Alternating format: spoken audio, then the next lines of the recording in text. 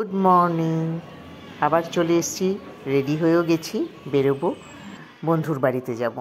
আর একজন বন্ধুর সাথে মিট করব, করে দুজনে মিলে ওই বন্ধুর বাড়ি যাব। তো কিন্তু কোনো উত্তর দিল না।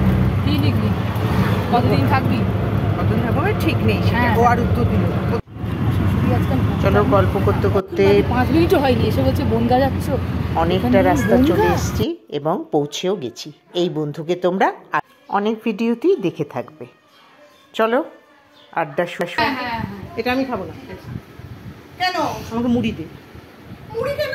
আমার বন্ধুর মেয়ে আর এই দুজন। এই পাগল আসলে আমি নুন দিতে চিনি দিতে নুন আর্ধেক জায়গা তো নিজে একাই যা।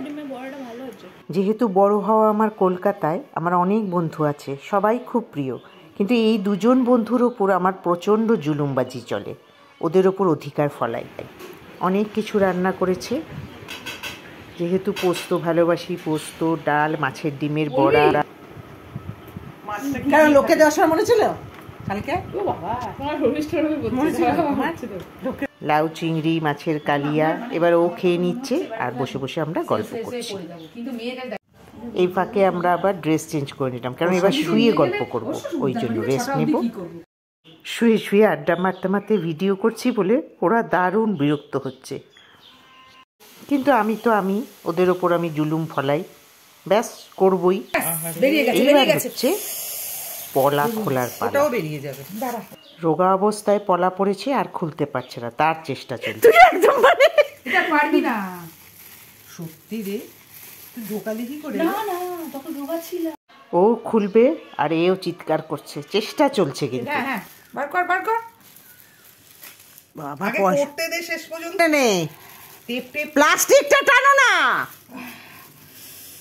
এখানটা আমি ভিডিও করছি বলে ওরা যে কি বিরক্ত হচ্ছে, কিন্তু এইটুকু আমাকে ঘটনা বলছে যে কলা বাদারও করলাম।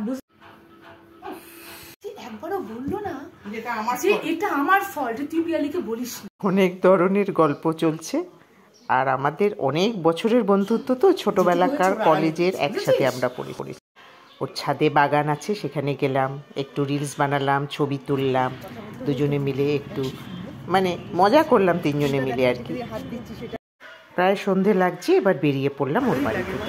ওকে বাসে তুলবো আর আমি ট্রেনে যাব।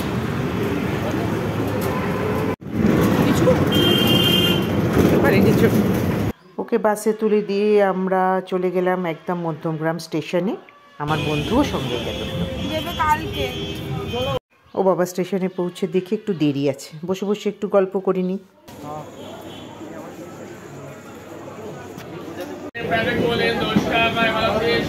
ট্রেন আসলো, বন্ধুকে ছেড়ে দিয়ে বাড়ির উদ্দেশ্যে।